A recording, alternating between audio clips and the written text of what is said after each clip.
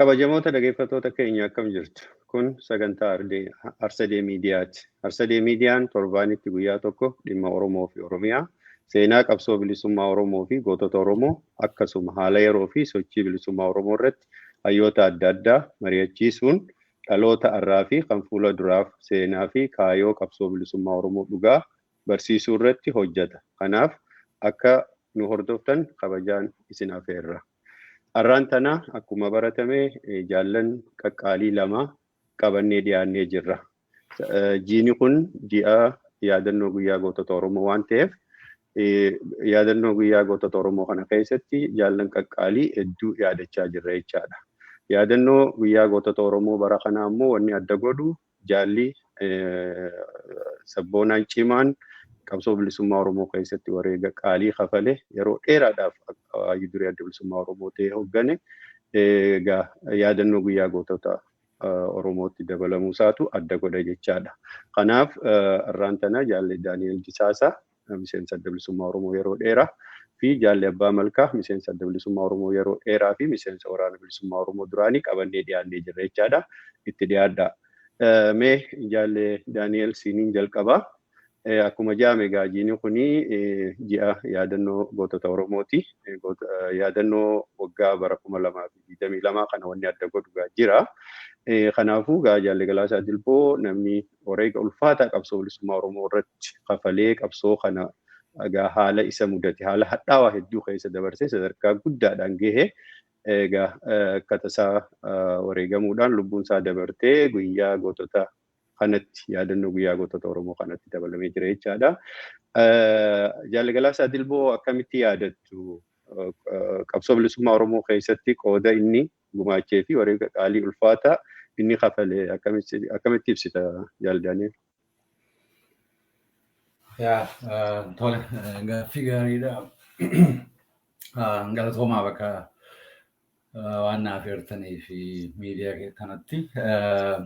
Guyyaa goototaa fi addunyaan irraa darbuu jaalli Galaasaa Dilboo walitti qabnee akka laalluudhaan itti fakkaata gaaffiin kee. Dhuguma guyyaan goototaa erga kabajamuu jalqabee turee jira. Yeroo hundaa immoo yeroo guyyaa goototaa kun iyyuu kan nuti murtaa'ee fi hooggantoonni adda bilisummaa Oromoo kanneen adda bilisummaa Oromoodhaaf uumuutii ka'ee yeroo dukkanaa keessatti ifatti as nu baasuu keessatti qooda ol'aanaa qabantu wareegamuu irraayitii guyyaan kun murteeffame. Namoota lubbuun yeroo sanatti guyyaa sanatti hafan keessaa Galaasaa Dilboo isa takka. Egaa yeroo guyyaa goototaa na yaadannu warra wareegaman yeroo hundaa'uu yeroo yaadannu jaalli Galaasaa akkatti yaadamutu jira.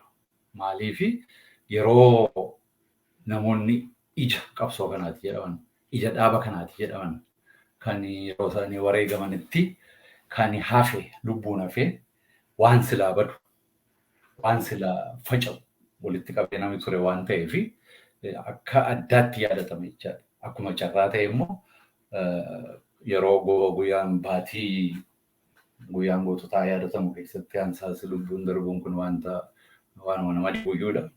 Haa ta'u malee wanta kan adda godhu jiraate namni kun nama yeroo sanatti hafee waan jirtuuf waan hafte walitti qabee asiin gahe bakka tokkorraa bakka tokkotti dabarse yeroo suma waggaa manaa keetti baatii mana keetti lubbuun dabruudha. Egaa akkatti yaadannu akkatti nama kana yaadannu wanti guddaan contribution isaa inni guddaadha kan jedhamu keessa yeroo namoonni ija dhaaba kanaati jedhaman yeroo wal duukaa wareegamanitti namni kun utuu obsa dhabee yookaan immoo waraanni utuu waraana facaasin amata dheeraadhaaf kaa'ee booda waraanni yeroo lafa qabatee jajjabaatee jedhu uummata giraayyoolee akka uummanni baru gochuun kuni akeekaa fi wannoo dheeraa qabaachuunsaa walittiidha jechaadha guyyaa wareegaa kanaa wajjin. Guyyaa wareegaa kuni utuu waa'ee jaalli Galaasaa hin dubbatin akka biran dabaramne waggaa dhufutti illee taatu waan adda godhu isa kana jechaadha. Maaliif warri wareegaman silaafuyyuu wareegamanii kanaafi guyyaa isaanii kabanya. Garuu sana booddee dukkana tokko keessaa jarri qaroon kun fidanii dukkana waan qaanqee xinnoo tokkotti as nu baasanii ishee dhumtummoo yeroo isheen gaafa isaan ofii isaanii wareegamanii dhaamuu jennee bakka namni hundumtuu abdii kutachuu ga'eetti namni hafe kun yookaan immoo kanneen hafan isa duwwaallee jechuu baanne leevelii kanatti gam tokkotti dabarsee har'a bakka itti dhaadan bakka itti namni majooritiin Oromoo dammaqe bakka itti namuu of baree ga'uun keenya namooti xiqqoon yeroo dukkana keessa jirrutti aarsaa godhanii jechaadha. Aarsaa kana jechaadha. Aarsaa kana wajjin walitti hidhamanii jareen warra wareegamanii fi hafanii immoo kan dhaloota dhufutti dabarsanii har'a Oromiyaa keessatti daangaatti amma daangaatti Oromoon dammaqee of baree yoo dhumaa akeeka isaa dhumaa dha'uu baatillee kuni bu'aa fi kontribuushinii guddaadha jedheen yaada. Kanaaf yeroo guyyaa goototaa yaadannu guyyaa goototaa warra wareegamee fi warreen kontribuushinii kana keessatti qaban san boodallee yeroo hamtuu keessa darbanii dhaloota dhufutti dabarsuudha jechaadha. Wanta adda godhee akkasitti yaadannaa jedhee yaada. Galatoomi. Jaal Daani'el hedduu galatoomi. Jaallibaa Malkaa jaalle galaa isaanii yeroo yaadannu waa hedduudhaan yaadanna akkuma jaalle Daani'el jedhe. Fakkeenyaaf qabsoo jalqabatti gaaga'ama hamaa keessa galtee bakkuma sanitti silaa hafuu dandeessu irratti cichuudhaan jaallansaa wajjin sadarkaa injifannoo guddaadhaan ga'amee jira jechaadha. Hanga bara 1991tti Oromiyaa guutuu walitti dhangalaasee daangaan Oromiyaa sararamee qubeen afaan Oromoo hiriiruun kun waan hedduun hoogganasaa jalatti ta'e jechaadha. Injifannoo hedduuleeti galmaa'ee dadhabinuma saba Oromootii fi qophaa'uu dhabuu keenyarraa wanni hedduu injifannoon yeroo adda addaa arganne nu harkaa bubuun numa jira. Mee haala ijoollummaatti isa mudatee fi hoogganni ciccimoon adda bilisummaa Oromoo biraa kufuudhaan ba'aa guddaa isarratti jigeessan ba'atee cichee waan san lagarraa fuudhee ijaaree hanga Finfinneetiin gahuu kana cimina isaa kan akkamitti ibsitaa akkamitti yaadatta Jaallibaa Malkaa? Gaarii galatoomi jaallamee duraan dursaa akkuma sila irraa kaa'ame yeroon kun yeroo guyyaa goototaa itti kabajamudha baatiin kuni. Guyyaan goototaa jaallan qabsoo bilisummaa Oromoo irratti utuu wareegama irraa barbaachisu kaffalanii wareegama isa olaanaa warra kaffalan ittiin yaadachuudhaaf itti murtaa'e. Murtiin kunis immoo akkuma silaa jaallan irraa kaase hoogganni adda bilisummaa Oromoo dirqamaaf utuu imalarra jiru dhumaatiin akkasii naannoo Shinnigaatti ta'uu irraa haa ta'u malee qabsoo bilisummaa Oromoo keessatti Oromoota ergi ummati Oromoo kolonii jalatti dhufee kaasee ummata kana bilisoomsuudhaaf Oromiyaa walaba taasisuudhaaf qabsoo godhan hundaaf akka inni guyyaa kun kan isaanii ta'etti labsame. Labsiin kun immoo akkuma silarraa kaafame wareegami sun wareegama ulfaataa ture kan dhaabichaa kichuutti kutuudhaaf balaa guddaa itti aggaamate ture. Sochii dirree bahaarratti qondaalonni yeroo sana godhaa turan keessaa galgalaa isaanii namoota qondaala yeroo sanaa yookaan hooggana yeroo sanaa akka sadarkaa miseensa koree gidduutti nama hojjetaa turedha. Tarkaanfiin akkasii kun yeroo fudhatamu gaddi akkasii yeroo miseensotaatti yookaan jaarmee irratti aggaamamu obsaan qabuudhaan namoota dirreetti hafan waliin ta'uudhaan namoota hooggana jabaa bilchaataa kennanii qabsicha gara fuulduraatti tarkaanfachiisuudhaaf tattaafatan keessaa tokko jaalgalaa isaanii. Kanaaf guyyaa goototaa yeroo yaadannu jaalgalaa isaaniillee umurii ijoollummaatti, umurii dargaggummaatti wareegama ulfaataa akkasii ofitti fuudhanii nama qabsicha fuuldura tarkaanfachiisan keessaa tokkodha. Jaalawwan jajjaboo qabsoo isaaniitti cichoo kaayyoo itti waree itti waadaa seenanii fi kan booda hin deebine ta'uu isaanii kan agarsiisu. Warrumti wareegaman iyyuu gaaffii Islaamaa fi Kiristaanummaatti gargar qoodamaa jedhame kennameef didanii nuyi Oromoodha jedhanii hadhaa du'aa unatan keessaatii haftee isaaniiti jaalalaa isaanii. Kanaaf murtiin kunis immoo kan guyyaa goototaa akka ta'uu fi guyyaa waraana bilisummaa Oromoollee amajjiin tokko akka ta'u kan akka inni murtaa'u taasisee walgahii qoraa yaamame irratti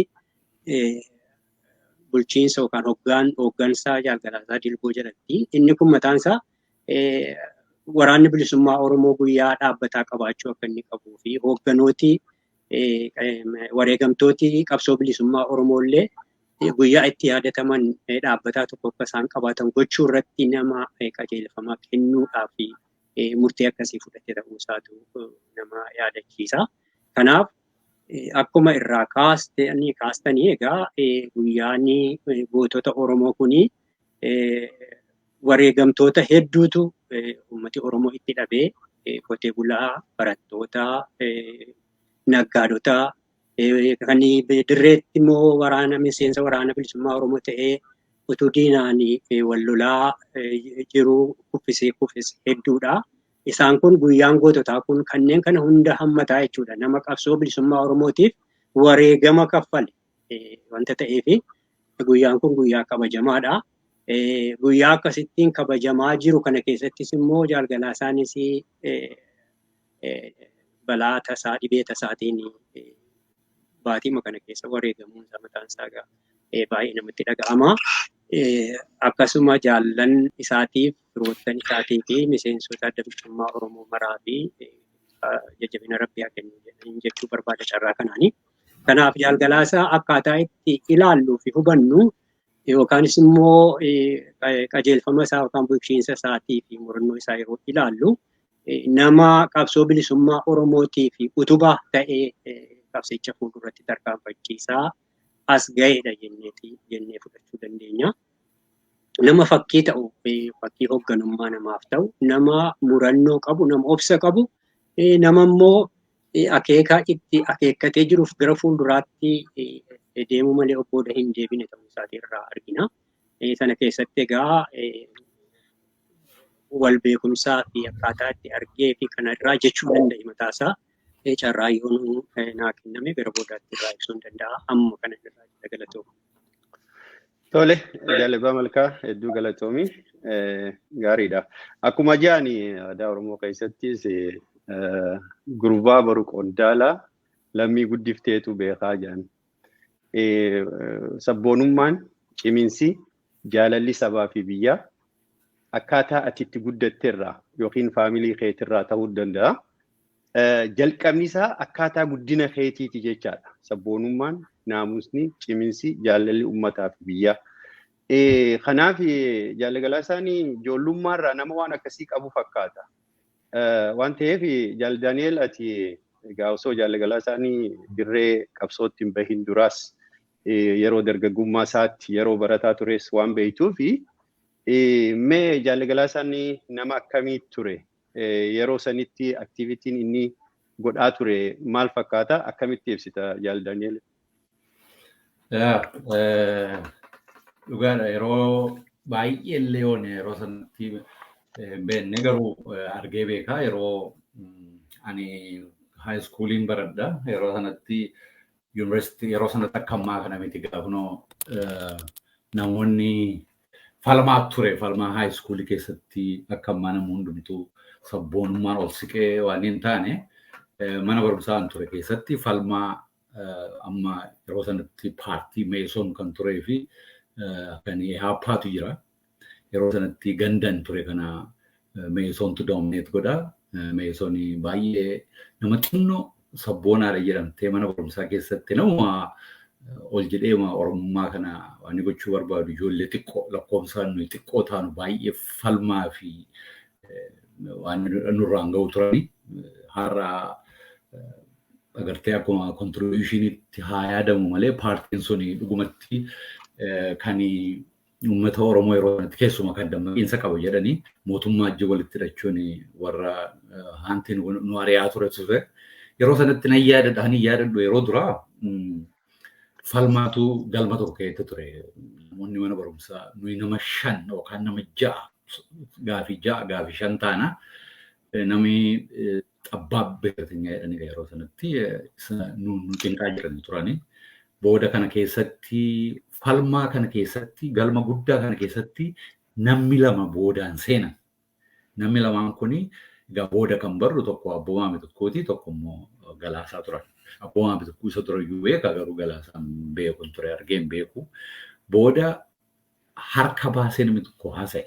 Namni kuni haasaansaa nama baay'ee flownsa tolu waan turee fi namni hundumtuu galagallee ilaalle warrummaan nu falmaa turan deebi'anii ilaalanii gara booddeetti ilaalanii jedhee baay'ee haasa'ee dandeettii haasaa fi flownsa baay'ee gaarii waan turee fi namni hundumtuu falmaan ture hundumtuu qabbanaa'ee akkasitti gama saayidii keenyaa ta'ee ba'e wanti walga'ichi jechuun namoonni yoo nu duukaa ta'uu baatan iyyuu waan sila hamaan nurra ga'uuni dubbiin sun qabbanaa'ee wanti jedhamus immoo wanta reasoning jin walitti jiru waan ta'eef kanaan baane gaafa sin argee booda erga ala baanee jennee egaa jarri kun lamaan qunnamanii nutti haasa'anii nuyi nama 5 wajjin haasa'anii booda laf jala sigaa wal arginee waan adda addaa nuu qindeessanii magaalaa sanatti waan ta'u malu nuu godhanii deemanii. Sana booda qunnamtiin established ta'e hamma xiqqoo mana barumsaa sana keessa jirtu namoota 5 kana wajjin akka wanti kun isaan kan deemaniif iyyuu waan akkasii gandatti qunnamtii qabanii gajjabeeffachuuf deemu turan.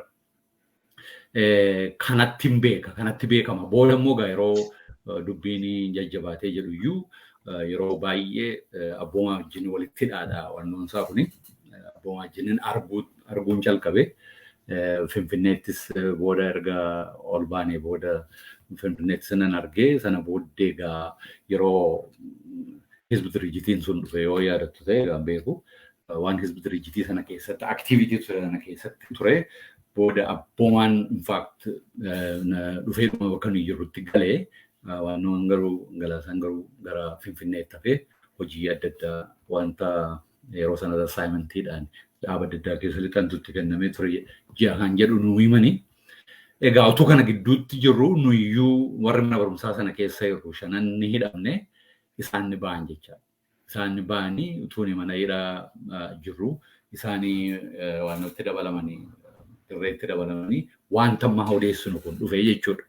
Kanaaf yeroo sanatti yuunivarsiitiidhaa dhufan isaan egaa yuunivarsiitii keessatti akka aktivitii qaban maal qaban egaa sana booda barree wajjin hidhannoo qabaannee ganda kanatti ijoollee lakkoofsaan baay'ee xiqqoo taate kana establishii godhanii namoonni guguddaan hanbiraa amma posiishinii bilisummaa Oromoo keessatti qabanis kan ganda sanaan nutti dabalaman jiranii akkasitti hin beeka yeroo dura. Sana booda egaa erga mana hidhaatii baanee isaanii qabsootti dabalamanii booda lammadas kontaaktiin keenya akka individualitti erga effortiin adda addaa godhame booda ani yeroon hojii tokkoon Dirree Dhawaa dhaqee jiru Dirree Dhawaa irraatiin dirreetti isaan qunnamuudhaan hojii jalqabee jechuudha. Tuma kana gidduu jirru ani biyyaa ba'ee jechaadha karaama sana. Inni kaan egaa sana booddee waan ammas nu beektanii kanaaf kana ture namni maansaa nama akkamii akka ta'e wanta uumaa namaa agartee personality jechuudha. Personality namaa kuni baay'ee murteessaadha. Namni kuni amma yoo ilaaltan ta'e durataa adda bilisummaa Oromooti yeroo dheeraadhaa fi garuu durataa kana akka namni biraan itti ilaalutti hin ilaalu namni kun maaliif baay'ee nama ofiimoo miti nama caljedhaadha nama hojii duwwaatti amanu malee nama agartee posiishinii isaatiin waan godhu hin turre posiishinii isaanii himachuu barbaadu turre bara yoo jaallannes jibbines kaalchariin Abisiiniyaa namoota keenya irratti baay'ee hin argamu amma fakkeenyaaf yoo kaate qabaleema tokkotti illee dura taa'aa taate dura taa'aan qabalee jechuun baay'ee waan guddaadha. Aadaa Abisiiniyaatiin waan baay'eetu godhama. Isa namni keenya riflektii godha. Namni kun garuu dura taa'aa dhaaban mana ga'u kan saban manaa hoogganee dura taa'aa yoo jettillee amma kanatti akka nama biraatti baay'ee akka inni irraa mul'atu illee hin barbaadu. Dhugaadha namoonni tokko liidarshiippii fa'aa kwestionii gochuu danda'u. Hoogganummaa kwestionii gochuu hin danda'u namni waa ilaalu. Garuu yeroo sanatti kan barbaachise namni kun yeroo dukkana keessa hundi keenya jiruu fi sabi kun yeroo dukkana keessa jiru waan ta'eef namni kun liidarshiippii hin danda'amu hin danda'u kwestionii keessa yookaan gaaffii keessa iyyuu hin jiru. Namni kun murataadha.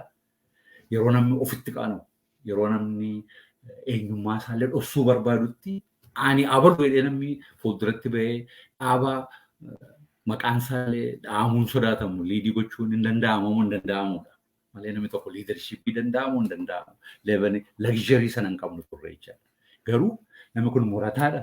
Namni kun immoo of kennee namoota xiqqoo qawweedhaan waan kana bakkaan ga'uudhaaf abdii guddaadhaan of fuulduratti deeman kana walitti qabuu dandeessaadha gaaffiin ture malee akka amma erga teenyee kitaaba meeqa dubbifnee seenaa biyya biraa laallee booda liidarshiippiin danda'amuu hin danda'u jedhamee miti kan muudamu ture namni. Ammallee taatu leeveliin irra jirrutti namni tokko kaayyoo kanatti jabaadha. Kaayyoo sanatti immoo murannaa qaba. Qaceelaan Oromoo walitti xalaaluu danda'a. Kana kwaalitiin ammatti leevelirra jiru malee liidarshiippiin hin barbaachisu jechuu miti. Liidarshiip kwaalitiin hin barbaachisa. Haa ta'u malee yeroo rakkatutti rakkoo sanaa kwaalitii akkasii keessa barbaaduu hin danda'u. Kwaalitiis akkasii caala murannoo kee fi kaayyoo kana qabaattee yeroo dukkanaa keessa ol ba'uutu ilaalamu ture. Isa keessattiti roolii qaba ture namni kuni. Rooliin dukkana keessa yeroo namni sitti kolfu ati yeroo adda bilisummaa Oromoo kan gootellee namni Itoophiyaa keessatti kana godhu yeroo sitti kolfutti dukkana keessa dhaabbattee kun hin danda'ama jettee murattee laga seentee waa hoogganuu jechuun waan har'a akka taphaatti ilaallu miti. Yeroo sanattis taatu har'allee impoortantiidha. Argineerra har'arraa waan kun akka inni barbaachisaa ta'e maaliifi sabni kun waan meeqaan miidhamee jira. Waan meeqaan miidhamuu sana namni wal bira qabee miidhaa sana wal bira qabee isa kana kan keessaa baasu jedhee fudhattee isa caalaa immoo lubbuu laattee waa tokko hoogganuu jechaan waan guddaadha. Kanaaf akkasitti ilaala personaalitiin isaa namoota gadi social staatusiin isaanii gadi ta'anii wajjin irra jechuun fakkeenyaaf amma nuyi arfan kanarraa yoo qonnaan bulaa tokko bira fidee qonnaan bulaa wajjin irra walii gala. Kun egaa majooritii Oromiyaa wajjin walii galuu danda'a jechaadha namni akkasii maaliif qonnaan bulaadha majooritiin nama keenya baadiyyaa jira. Baadiyyaa wajjin majooritii Oromoo wajjin walii galaan kwaalitiin tokko kan sirraa barbaadamu kana jechaadha. Malee intellectually warra ta'an ignore godhatu hin ta'in leeveliin barbaachisaa ta'e bakka itti sabni keenya itti barbaadamutti kan argamuu danda'u. Kana contribution isaanii guddaanis immoo naannaa kanatti waan ta'eef yeroo contribution isaa yookaan immoo bu'aan qabsoo kana keessatti buusee yeroo dhufnutti itti deebi'uu kan danda'a. Tole, Jaal Daani'el hedduu galatoomii. Mee osoo hin fagaanne amma waa'ee jaallee abboomaa miti kun wajjin walitti dhiyeenya isaa dubbattee jirta. Mee taateen takkaa'u mudannoon isaan lamaan mudate kan si taphachiise takkaa'u waliin taphattan tokko jira yoo itti dabaltee ibsuu barbaadde jeeti jaalladha. Yeroo baay'ee Galaasaan hin haasa'u akkuma beektanii. Yeroo haasa'u xiqqoowwan huumarii wayii hin qaba. Huumarii waan itti dabalee waan akka qoosaa hin haasa'u baay'ee hin haasa'u. Yoo haasa'e waan abboomaa wajjin godhe xiqqoo lama tokko sitti hima. Kana caalaa waan baay'ee amma namni kuni yoo haasa'e waan taate baay'ee biratti ta'etu jira. Waan guddaa meeqatu biratti ta'ee jira. Amma gaafa rasaasni dha'e sitti himu dhuma du'e. Dhuma sitti himu maaliif sitti himne ta'anii manamaati. Kwaalitiin namni itti qabu. Namni baay'een isa kaanuu himachuu barbaada. Amma sana amma maal jedhe bakka tokkotti lola guddaatu ture. Lola guddaa kana keessaa turreetii bakka dura qubannerraa gad dhiifamnee ganda biraatti Hararguma keessaa ganda biraatti dhiibamnee baanee jirra jedhee booda namni dheebonnee irraa meeshaa ittiin bishaan wayii qicannullee hin qabnu waan baay'ee booda waraana qubsiifneeti anaaf abboomaanii ol baanee waa barbaaddannaa waanuma bishaan ittiin waraabbatanillee barbaaddanne innee ol baanee jedhee ganda tokkotti tuu deemnu urufuma jalaa namni tokko nutti bahee qawwee nutti qabee harka ol qabaa jedhee namni dargaggeessi wayii. Booda nu dursee jira harka ol qabnee booda waaniin abboomaan haxxeedha gartee qawween ni qabatu kana duruu shakkee afaan Ingiliziitiin yoo afaan Amaaraa waa jedhe namni kun afaan Amaaraa fa'aa beeka jedhee afaan Oromoo immoo silaayyuu gadhaabbadhaan jedhee Oromoodha jedhee afaan Ingilizii waanatti muu yaalaa jedhe galaasaan abboomaan booda anaaf naa garuu hubachuun dadhabee galaasaan waan maal jedhaman gaan maar broken gaan maarreedhaan jedhaa jedhe qawween kun cabduudha jedhaa jedhe anaaf naan gallee jedhe booda amma utuma jennu harka ol qabnee dhaabbannu abboomaan nama kana dha'ee lafa buusa harkumaan booda yeroo harka qawwee fuudhu harka qawween cabduudha qawween inni itti qabe sunu cabduudha amma namicha gurbaa kana gaa ofiisaa qawwee harkaa fudhanii qawwee sana qawween sun cabduudha jirtumi ijoolleen ganda keessaa namoonni ganda keessaa qawwee cabaa buutee qawwee maa ta'uudhaaf fuutee deemtu. Booda amma kana boodee ol baafnee isumayyuu mana isaatti geessinee ol baafnee isuma harka ol qabsiifnee deemnaa haatisaa ulaarraa balbala jireenya mana isaanii jireenya balbalaa waa hojjettee dhiyaate ol jettee ilaallaan ilma isheetu qawwee ol qabee deema. Booda kunooti ga'e qawwee caccabduun kun lubbuu kee balleessiti siin hin jenne kunoo sitti himnee jettee dhiyaate. Kennaan akkasitti manuma namicha kana manuma gurbaa kanaati haati isaanii waan itti bishaan dhugan nu laattee okkotee waan xaasaa wayii fudhannee isas fuunee deebinee deemuu barbaada. Qawwee caccabduu mana keessa baattee deemarra isa fayyaa siif lannaa kottu jennee fuunee deebinee waraanatti daballee tireeningii bakka tireeningiitti geessinee tireeningii fudhatee booda leenjii meeqa booddee inni waraanatti dabalamee nu kofalchiisa. Hiumarii baay'ee qaba. Baay'ee kan na gaddisiisu. Innis waan barreesse natti hin fakkaatu. Wanta xiqqoo waan taate akkasii waraana irratti taate amma isaaniif homaan fakkaatu garuu waan babbareedaa meeqatu jira. Hirraa gaafatti tole xiqqoo ishiitti kennee itti dhiisa. Ofiis immoo waan barreesse natti hin fakkaatu. Kana kan yaadadhu waan inni natti hime keessa qawwee cabduudhaan qawween cabduun sumaan si galaafatti siin hin jenne kunooti si galaafatti. Kana waan adda addaa qabaa garuu walitti qabuun ishee nama rakka. Tole, hedduu galatoomi jaalladha Daani'el. Gaariidha waan akkanaatis gartee yaadannoodhaaf tola waan ta'eef haasuun gaariidha jechumaaf haafne. Tole, gaariidha. Jaallebbaa Malkaa akka miseensa waraana bilisummaa Oromoo duraaniitti jaalli Galaasaanii nama hedduu waraanaan jaalatamu nama waraana kana hedduu jaalatu kabajuu waraanillee hedduu isa jaalata. Nama qawwee ba'atu nama qawwee nama ba'achiisu osoo hin ta'in nama qawwee ba'atu ture jechaadha. Waraanaa wajji waan argatee nyaatee dhugaa dursa waraanaafuu akka isaan nyaatanii dhugan godha. Shoora guddaa taphate jechaadha. Kana malee miti fakkeenyaaf hoggana isaa jalatti qabsaa'onni adda bilisummaa Oromoo tokkummaan isaa haalaan bareedaa. Qabsoon yeroo san godhamaa turte nama hedduu nama mirqaansituu fi hawwituudha. Tokkummaan dhaabaalleen cimaadha. Qabsaa'ota adda bilisummaa Oromoo kana tokkummaa isaa tiksanii hoggana cimaa kennuu danda'uu kana fi shoora inni dirree qabsoo irratti taphate akkamitti ibsita Jaallebbaa Malkaa? Gaarii galatoomi. Jaalgalaasaa akkaataan itti ibsan baay'ee jechuuti ittiin ibsanii nama rakkisa.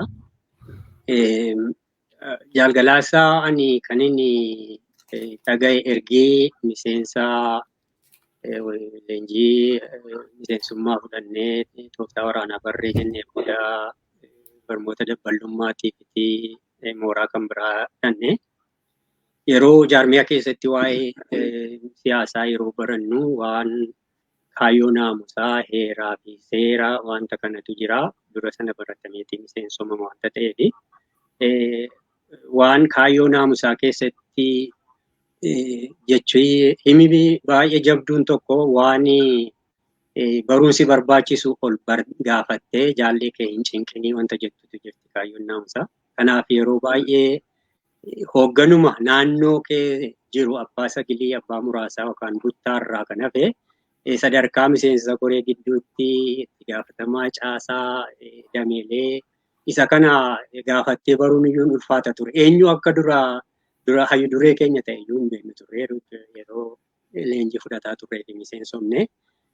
Kanan hayyu duree adda bilisummaa Oromoo Galgalaasaa Dirboo ta'uu fi itti aanaa hayyu dureen Jaalleencoo ta'uu baree yeroo caasaa dhaabicha keessa jiru barannu mooraa barnoota dabbalummaatti adda bilisummaa Oromoo dirree bahaatii fi dhiyaatti qoodamee jira yeroo sanaa yeroo dargiin aangoorra jiru sana. Kanaaf barnoota dabbalummaa kana keessatti caasaalee fi dameelee yeroo barannu hayyu dureen adda bilisummaa Oromoo Jaalgalaasaa Dirboo ta'uu dirree bahaa jiraachuu dirree dhiyaatti immoo Jaalleencoo ta'uusaa Jaalleencoon dirree dhiyaa jira malee eessa akka inni jiru iyyuu hin beeknu turre. Barnootas kana kan nu kennu abbaa caalaa ture. Barnoota sana irratti hayyu duree adda bilisummaa Oromoo Jaalgalaasaa Dirboo ta'uu baree jechuudha. Erga sanaa booda edda biyya seennee jennee booda TV irratti hin arge Jaalgalaasaa yeroo Finfinnee seenamee haasaa bal'aa fi uummati bal'aan baay'een itti irratti argamee waan haasaa nama ajaa'ibsiisu taasisee ergasii booda yeroo garaagaraatti TV irratti waan dhimma adda bilisummaa Oromoo isaan dubbatan ni hordofna wanta ta'eef hojii dabbalummaatis. TV dhuma irratti ilaalaa tureetan 1998 kora sabaa tattamaatu ta'ee yeroo sana kora tattamaa Somaaliyaatti ta'e sanarratti miseensa gumii sabaa ta'ee filamuu kootti xalaa Jaalgalaasaa irraa dhufte nageessee sanan mallattoo isaa immoo argee jechuudha. 2002 jalqabaa irratti haalumti qabsoo jijjiiramee nusi dirree irraa gara Asmaraatti yeroo dabarru nu boodaan dhufan jechuudha hoogganni adda bilisummaa Oromoo hedduun Somaaliyaa irraa deemamanii yeroo isaan Eertiraan bakka laattuu fi Jaalgalaasaa qaamaanan bakka sanatti argee jechuudha dirreetti kan argee oduu isaatii fi tattaaffii inni jaarmiyaa keessatti godhu hooggananni godhu kana akka seenaatti dhagaa ture jechuudha. Gaafa bakka sana Asmaraatti wal agarru hojii isaa baa'uurra hin jiran ture. Bakka hoogganni jiranii fi nuyi gargar turre haaraadha wanta ta'eef arguuf hawwaa waan turreef ijoollee wajjin dandeetti argine jechuudha.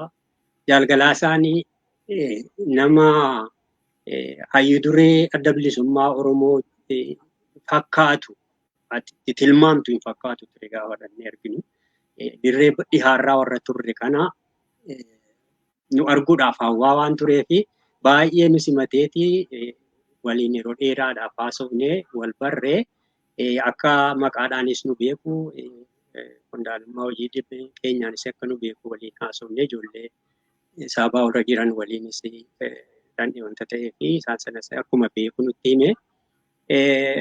Dirree qabsoo keessatti wanta isa mudate bifa qoosaatiinis wanti inni si himu jira. Akka qajeelfamaattis kan inni sitti himu jira. Akka dirqamaa akkamittiin dirqama namni namatti kenne jaarmiyaan namatti kenne tokko itti bahanis kan irraa barattu jira. Baay'ee si ajaa'ibaa jechuudha. Dirree dhiyaatti aadaadhumaan wanti nuyi beennu ganda jaarsolii jenna malee maqaadhaan illee jaarsolii keenya waamnu. Ganda jaarsolii yeroo innis immoo akkaataa itti dhaqamutu jira. Gama dhihaa bahaatti kun akka aadaan akkasii kun illee akka inni hin jirretti Jaalgalaasaan haasaa hojii isaarraa san argitaa jechuudha. Jaalgalaasaan wanti inni jabaa meemorii inni qabu keessaa wanni kennaa jabaadha jedhee ani fudhadhu. Tarkaanfii bakka garaagaraatti fudhatamee fi godhame hunda maqaadhaan, maqaa lafaa, maqaa namootaa, maqaa miseensotaa, guyyoota wajjinillee yeroo inni taa'ee sitti himutu jira jechuudha. Kanaaf jaalgalaasaan akkasittiin yeroo sana qaamaan argee hojii yeroo hojii sabaa'oo irraa aara galfii qabaannu yeroo baay'ee gandaa jaarsoliin dhannaa isa biras dhadheeti haasofsiifnaa. Booda keessa 2000 gara walakkaa keessatti ulfootu ijaarame. Ulfoonni yeroo ijaaramu dhimma miidiyaatiifis isaan bira dhaqaa turre. Bakki isaan jiraatan heddii ulfoon ijaaramee jedhee booda hoogganooti humna tokkummaa bilisummaa Oromiyaa kun bakka mana tokkotti kennameefii achi jiraatu. Jeneraal Waaqoo, Jaarraa Abbaa Gadaa, Jaalgalaasaa warra barreessitoota sadan dirqama sanarratti fudhatan mana tokko keessa galu. Bakka sanatti yeroo dhandhu namuma jaarmiyaa Oromoo hunda argaa ooleeti nutti fakkaata. Yeroo hunda akka nama barattoota mana barnootaa iskuulii isaa ta'u manarraa fagaatanii baranii gaafa baratanii dafinoon gamjii maataatti turanii gaafa wiikendiitii fi ganda warraatti galaniitti ganda ulfoodhaan inni deemnaa jechuudha. Bakka sana yeroo dhannu hundi isaaniiyyuu seenaa keessa darbanitti achi as nutti himu. Rabbi raamata isaanii faa godhu. Jeneraal Waaqoo, Jaarraa Abbaa Gadaa, Jaalgalaasaanii waan keessa darbanitti nutti himu. Akkaataa itti adda bilisummaa Oromoo fi AFLO'n illee wal lolaa turetti nutti kaasu. Wanni tarkaanfiin guddaan fudhatamee fi gochaan yeroo sana raawwatame keessaa tokko lolli AFLO fi adda bilisummaa Oromoo waliin bahaatti ta'aa ture. Ijaaramuu ulfoo irratti dhaabbate araaramuu jaarmiyaa kana lamaanii miseensotatti yeroo himamee jedhu lolli sun erga sanaa kaasee utuu qawwee tokko walitti hin dhukaasin miseensoti hundi akka jaarmiyaa tokkotti deebi'ee waliin hojjechuu isaa agarre. Kan immoo kan godhe Jaalgalaasaan gahee guddaa taphatanii jaarraa wajjin dhimma kana fixuu irratti hedheetan amanaa. Maaliif lola bahaatti ta'aa ture sana kan keessa beekan isaan lamaan wanta ta'eef isaantu xumuree gochaa jabaa jarri kun lamaan hojjetanidha jedheetan fudhadha. Seenaa keessatti illee wanta irraanfatamuu hin qabne. Erga sanaa boodas immoo hojii ulfoo gara fuulduraatti tarkaanfachiisuu irratti namoonni kun keessattuu Jaalgalaasaan barreessaa turanii sagantaa baasuu irratti karoora garaagaraa dirqama garaagaraa labsuu kennuu irratti miidiyaatti illee akkaataa itti ibsamuu qabu gaa'een ulfoo himamuu qabu irratti gochuu irratti illee tattaaffii guddaa nama hojjetaa turedha Jaalgalaasaanii. Hawaasa birattis egaa ulfooni akkaataa kamitti yeroo sana akka inni fudhatame egaa hundumtuu kan beekudha. Dhaaboti Oromoo 5 walitti dhufanii tokkummaa akkasii uumuu isaaniitti xalayaan garaagaraallee sabaa'ootti nutti dhufaa ture, gammachuu hawaasi keenya qabaachaa ture.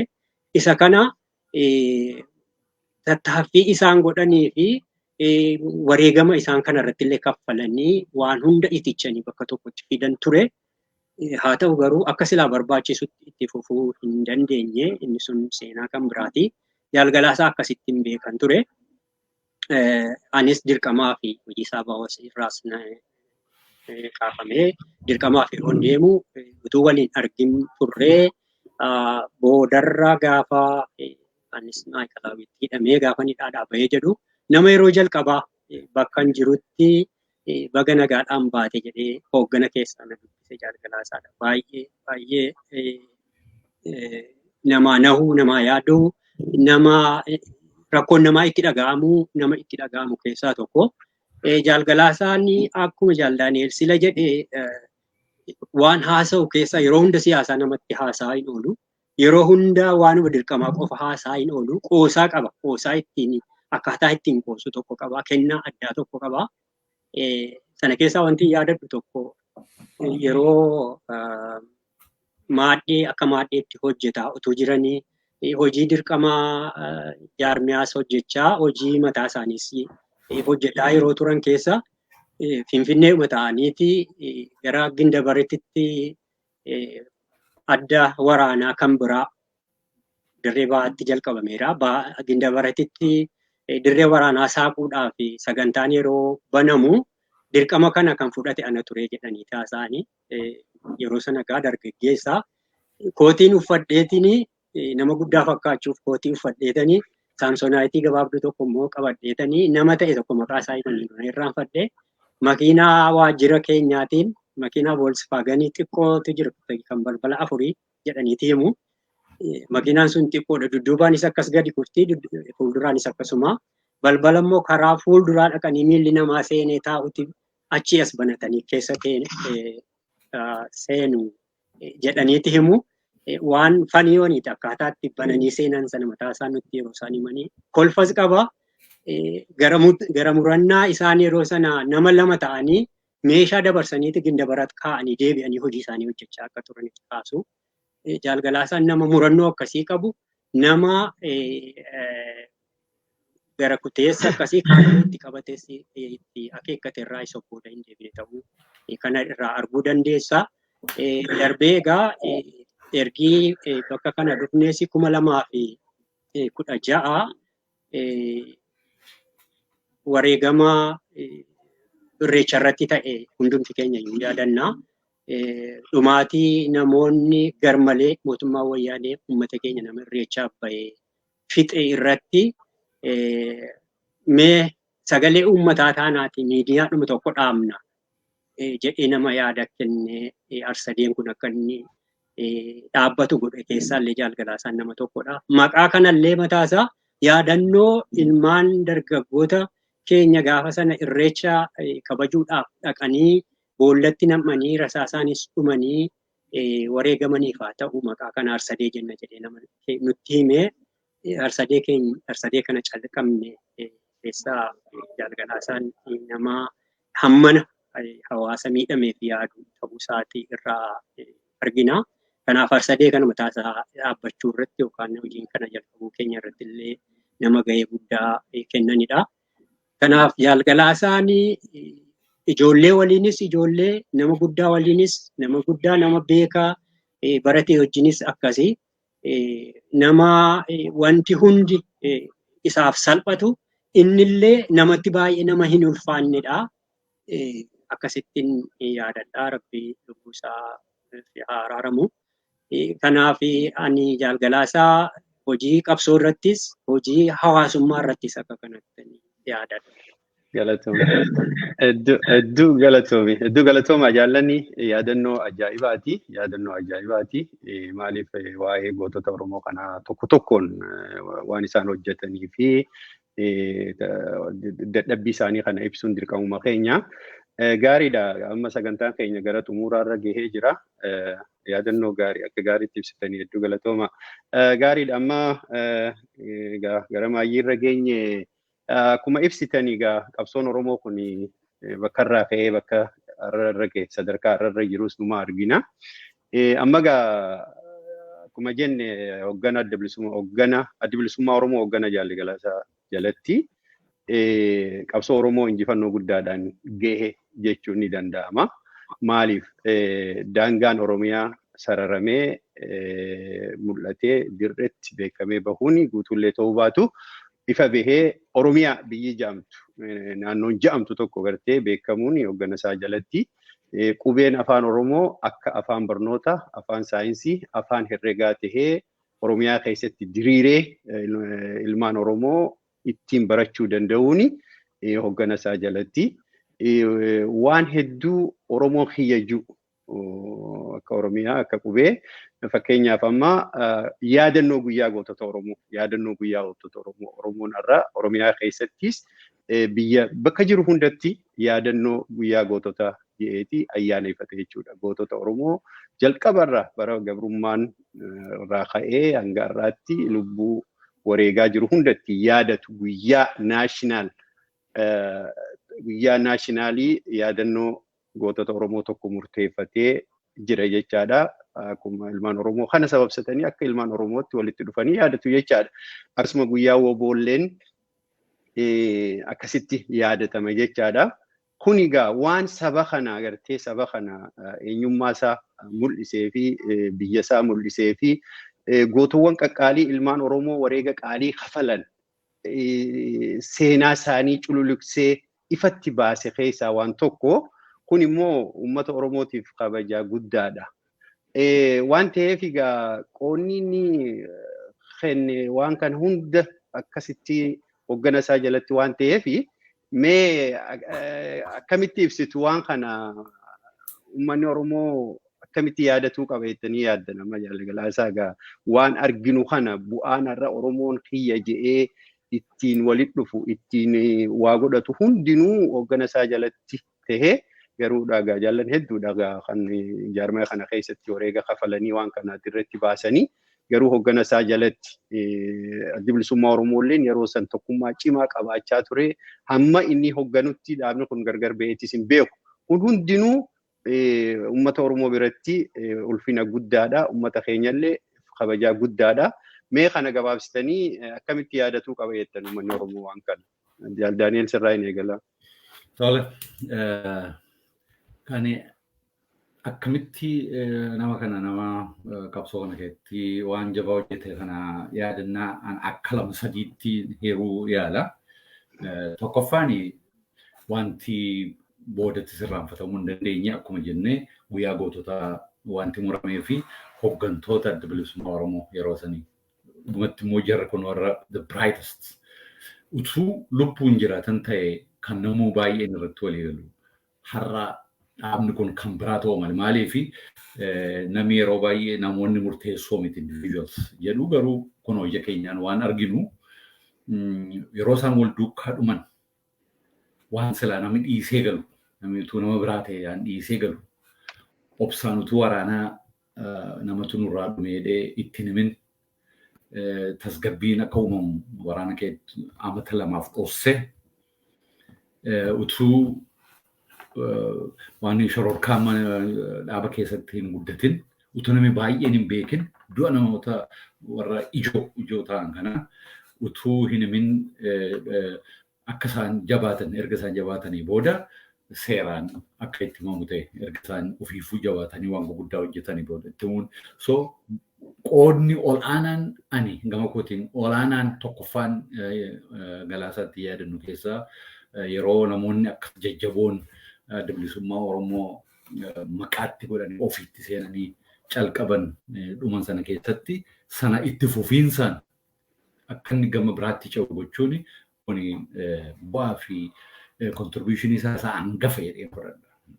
Tokko kan lammaffaan akkasuma ammas 91 yoo yaadattu ta'e yeroo balaan adda bilisummaa Oromoo irra ga'e balaa sana namni baay'een majoritiin isaa hin baqatee kaan kaampitti galanii dhumanii addi bilisummaa Oromoo taatee akka isheen hammammaa sochootu godhe hafe keessa galaasaan taap wannoo gubbaarraa deebi'ee gaaratti deemuu isaati yookaan immoo dhaqee waama jirtu nama 5 taatu nama 10 taatu walitti qabee lammata uumanii kana dhaaba kana maqaadhaan jiraachisuu danda'udha lammaffaan contribution isaa jedheen fudhadhu.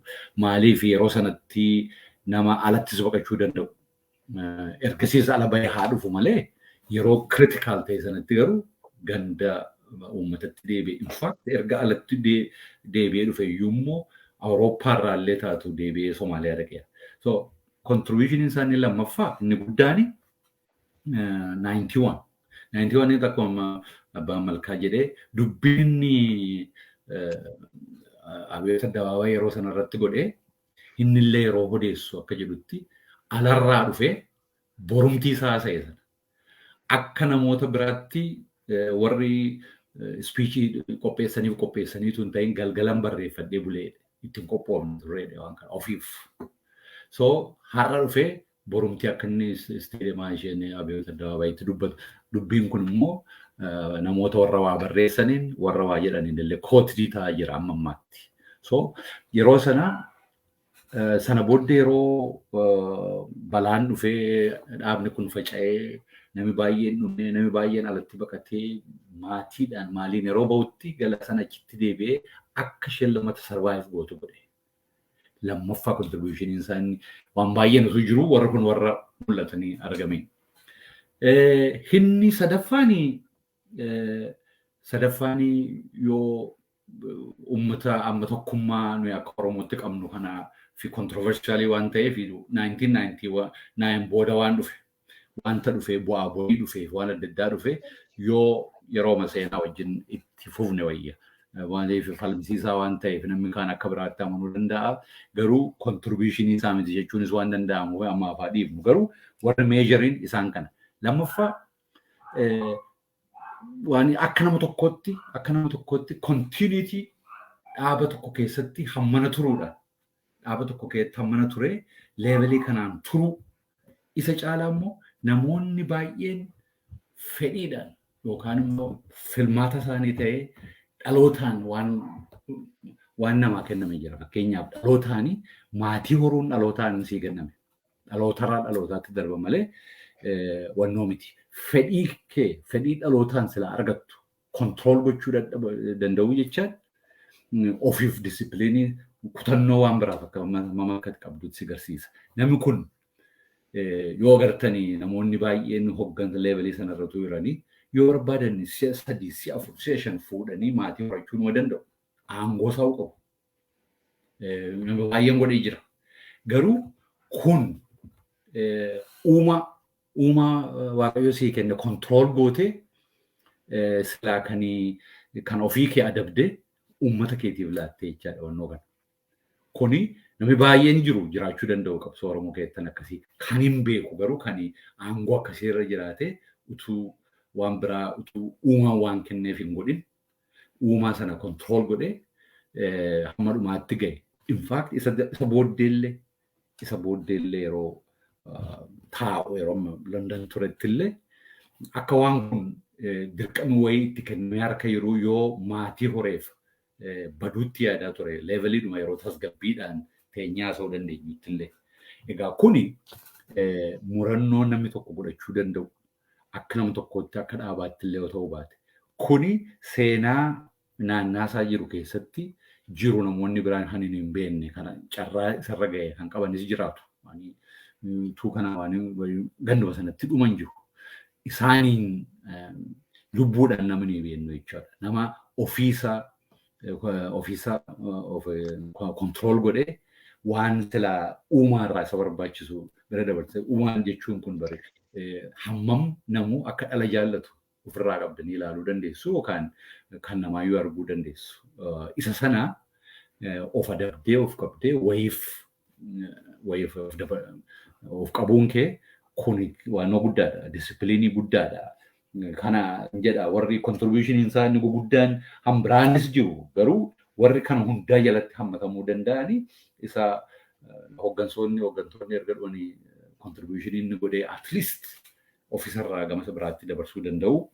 Lammaffaa immoo erga Finfinneetti galame booda faca'insi jiru kana keessa uumaan waan xinnoon isheellee haftee lammata har'aa waan ilaallu akka geenyu kana jedhanii yaada. Seenaan immoo kana caalaa abbaan waa barreessuu barbaade immoo kana caalaa arguu danda'a. Waan baay'eetu jiraachuu danda'a. Akka ilma namaattis akka hoogganaa dhaaba tokkottis jedhee yaada. Gaariidha. Jaal Daani'el hedduu galatoomii yeroon keenya yeroollee dabarsinee jirra. Jaalebbaa Malkaa maalitti daata waan kanarratti? Gaarii kanarratti waama xiqqoo tokkoon jedha Jaal Daani'el irra hedduu isaa ibseera. Galaasaanii nama murannoo qabu ta'uu isaa, nama obsa qabu ta'uu isaa, nama waa hunda uummata isaatiif kennu. Fedhii qabu hunda sadoo qananii hunda dhiise nama uummata isaatiif of kennee utuma jiraatti of wareege jechuudha. Ofii isaatii of wareege wareegama kan hunda kaffalee lubbuu isaa darbee nama fakkeenya ta'uu danda'udha. Akkuma sila kaasnee namni kuni nama hawaasa keessa jiraatu fakkaatee jiraachuu danda'u ta'uu isaatii irraa argina. Fakkeenyaaf haaluma jijjiiramatu dhufe jedhamee biyyatti galame keessatti namni kun nama naannoo duraan bobbaa waraanaa keessa socho'aa ture dhaqee ilaale yeroo jalqabaatiif carraa argate kanatti uummata sana dhaqee nama dubbisedha. Uummata waraanni isaa isa waliin lolaa ture isa biraa wareegame maatii isaa nama jajjabeessedha jechuudha. Namni kun nama akkasittiin hawaasa uummata isaatiif yaadu ta'uusaa irraa argina. Gama kan biraatiin akkuma jaarmiyaatti illee jaarmiyaan silaa hojii dirqamaa isaa itti fufuudhaaf hojjechuuf yeroo inni laaffatutti illee nama akka nam tokkotti illee uummata kootiifan waa godha jedhee dhuunfaatti illee nama dorgomee naannoo keessatti dorgome sanaaf bu'aan buusa jedhee nama dhaqee uummata sanaa wajjin taa'ee rakkoo uummata sanaa gaafatee waan inni barbaachisu mootummaatti himeetan furmaata suuqaaf waaman danda'u akka nam tokkotti jedhee nama qabsoo godheedha. Kana kan arguun danda'amu viidiyoon gochaa inni dhaqee hawaasa sana mariisisee rakkoo isaan qaban gaafatee mootummaatti paarlaamaa irratti dhiyeessina jedhee maxxanseetu jira. Kana namni ilaaluu danda'a. Rakkoo bishaanii, rakkoo karaa, rakkoo mana qorichaa isa kanallee uummata kanaaf carraadhuma argame saaqaan danda'ee qaawwaan argadheettiin uummata kana gargaara nama jedhee itti yaadudha jechuudha. Amma gaafa kanarraa boqotuutti. Kanaaf nama fakkeenya ta'uudha. Nama obsa qabaatuudhaan uummata kanaaf fakkeenya ta'uudha. Nama hooggana kennuudhaan illee uummata kanaaf fakkeenya ta'uudha. Dhalooti boriillee kanarraa barachuu qaba yaada. Gaariidha. Jaallan hedduu galatoomaa akka gaariitti ibsitanii dhugaadha. Jaalli Galaasaanii fuulqiyyee miti jechaadha. Jaalli Galaasaan nama fuula namaa laaluu miti, nama qabeenya laaluu miti, nama hiyyummaa laaluu miti, nama barnoota laaluu miti. Oromoo hunda nama ija takkaan laalu jechaadha. Karaa kanatti kennaa guddaa qaba. Kanaaf hiyyeessaan, dureessaan, barataan, nama baratiin hundaanuu jaalatamaadha jechaadha. Akkuma jette. Kanaaf hedduu galatoomaa sagantaan keenya kaarraa asumarratti raawwata. Kabajamtoota dhaggeeffattoota keenya sagantaan keenya kaarraa asumarratti raawwata. Torbaanitti guyyaa tokko sagantaa wal fakkaatan amma walitti deebinu. Sagantaa keenya kaarraa asirratti xumurra gara biraatiin beeksisa tokko qabna. Gaafa caamsaa 7 Meey 7 bara 2022 yaadannoo Jaalli Galaasaa karaa zuumii onlaayinii qopheessaa jirra waan ta'eef kanallee jaallan isaa wajjin hadhaa qabsoo hedduu dhandhamaa turtanii fi jaalla isaan wajji qabsaawaa turtan hundinuu guyyaa kana affeeramtanii jirtanii guyyaa kana kabajaadhaan isin affeerra irratti argamtanii waan Jaalli Galaasaa irraa beektan waan waliin gootan haala isaarraa waan bartan hundaa'uu akka dhuftanii gumaachitan kabajaan isin affeerra. Jaallan sagantaan keenya kaarraa asumatti xumuramaa warri nu dhaggeeffattanis warri nu hordoftaniis galatoomaa isiniin jenna. Galatoomaa.